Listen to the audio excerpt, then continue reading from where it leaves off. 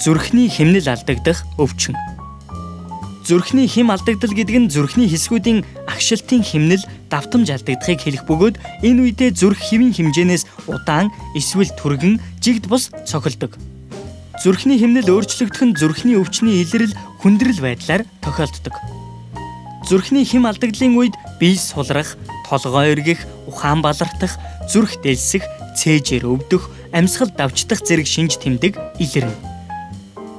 Гинт хийдэх, өтгөн хатах, зарим эм бэлдэмлийг хэрэглэх, сэтгэл санааны дарамтанд орох зэрэгээс хэм алдагдал үүсэх нь бий.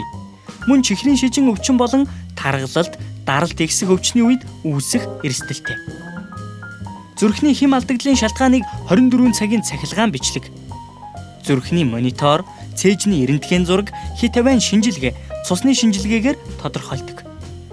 Урьдчилан сэргийлэхийн тулд тогтмол дасгал хөдөлгөөн хийх, архи тамхи хэрэглэхгүй байх, илүүдэл жингээ хасах, сэтгэл санаагаа тайван байлгах, амьтны гаралтай өөх тус баг хэрэглэх шаардлагатай.